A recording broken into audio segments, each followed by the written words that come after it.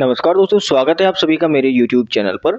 आज के इस वीडियो में इस क्लास में हम लोग सीखेंगे कि मोलैरिटी आखिरकार होती क्या है। ये जो हमारी सीरीज चल रही है इसमें हम लोग जितने भी बेसिक कॉन्सेप्ट हैं हमारे उनको हम लोग कवर करते हुए चल रहे हैं। तो अगर आप हमारे साथ केमिस्ट्री पढ़ना चाहते हैं तो चैनल को सब्सक्राइब करके नोटिफिकेशन बेल जरूर दबाना, ताकि आने वाले वीडियोज़ के नोटिफिकेशन आपको मिलते रहें। और कोई भी ऐसा टॉपिक जो आप मुझसे सीखना चाहते हैं या मुझसे समझना चाहते हैं, पढ़ना चाहते हैं, तो आप कमेंट बॉक्स में उसके बारे में ज़रूर लिखना। मैं उसके ऊपर अलग से वीडियो बना दूंगा। ठीक है। आज की इस क्लास का हमारा टॉपिक है कि मोलैरिटी आखिरकार होती क्या है। तो ये चार चीज़ों के बारे में आपने सुना होगा। एक होती है मोलरता, एक होती है मोललता, एक होती है नॉर्मलता और एक होती है फॉर्मलता। इन चारों के बारे में आप लोगों ने सुना होगा। उन्हीं में से एक है हमारी मोलरता। ये हमारा आज का टॉपिक रहने वाला है। तो देखिए, सीखते हैं इसको कि ये क्या है। पहले तो जो किताब में परिभाषा दी गई है उसको समझ लो, फिर इसको हम अपने तरीके से समझेंगे। ठीक है। किताब के अंदर दिया गया है कि 1 लीटर विलयन के अंदर, 1 लीटर विलयन के अंदर उपस्थित, और 1 लीटर विलयन के अंदर क्या उपस्थित? विलेय। विलेय के मोलों की संख्या को हम लोग क्या बोलते हैं? मोलरता कहते हैं। ये परिभाषा है जो किताब में लिखी गई है। अब इसको अपने तरीके से देखियो, समझियो। 1 लीटर विलयन के अंदर उपस्थित विलेय के मोलों की संख्या को हम लोग क्या बोलेंगे? मोलरता बोलेंगे। अब 1 लीटर विलयन में यहाँ पे ले लेता हूँ। ये मैंने ले लिया 1 लीटर विलयन। यहाँ तक मान लीजिए 1 लीटर विलयन इसके अंदर भरा हुआ है।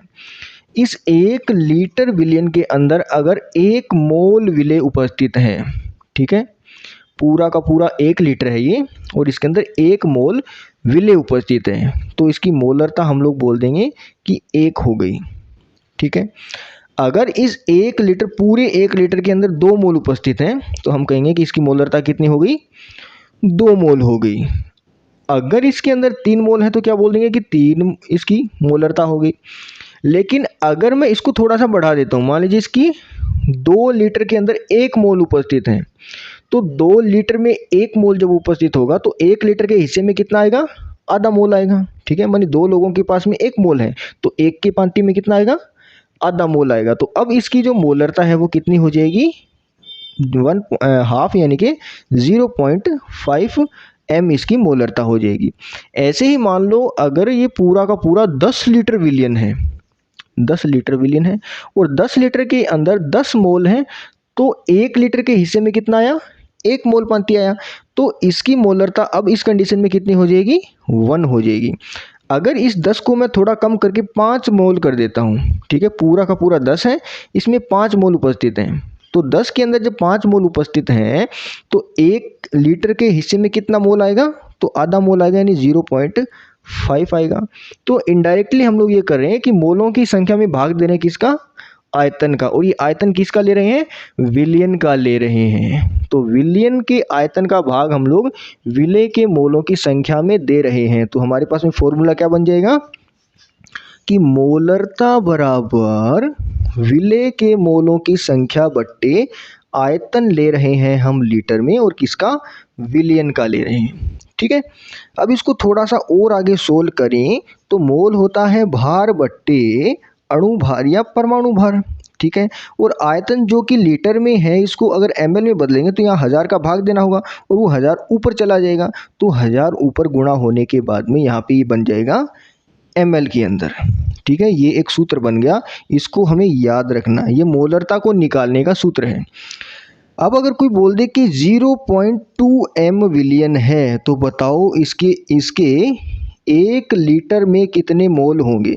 तो आप बोलोगे कि 0.2 m का मतलब है कि 1 लीटर में 0.2 मोल उपस्थित हैं। तो 1 लीटर में कितने मोल उपस्थित होंगे? 0.2 मोल उपस्थित होंगे। अब कोई बोल दे कि यही विलयन है, इसके 10 लीटर में कितने उपस्थित हैं? तो 1 लीटर में 0.2 है, तो 10 लीटर में 10 गुणा 0.2 यानी कि 2 मोल इसके उपस्थित हैं। ठीक है। तो यहाँ पे m जब दिया गया हो और उसका आयतन जब दिया गया हो, तो m को मैं किससे गुणा कर दूं? आयतन से गुणा कर दूं, तो मेरे पास में मोल आ जाता है। तो ये भी मुझे याद रख लेना है। ठीक है।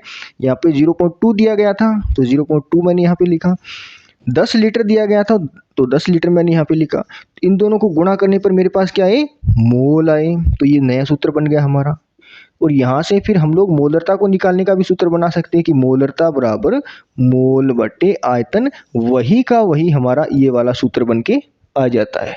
ठीक है, तो ये होती है मोलरता। आने वाले वीडियोज में हम लोग नॉर्मलता को भी पढ़ेंगे, मोललता को भी पढ़ेंगे, फॉर्मलता को भी पढ़ेंगे। जितने भी बेसिक कॉन्सेप्ट है उन सब को पढ़ेंगे। और कोई स्पेशली आप कोई टॉपिक मुझसे पढ़ना चाहते हैं तो कमेंट बॉक्स में ज़रूर लिखना, मैं उसके ऊपर अलग से वीडियो बना दूंगा।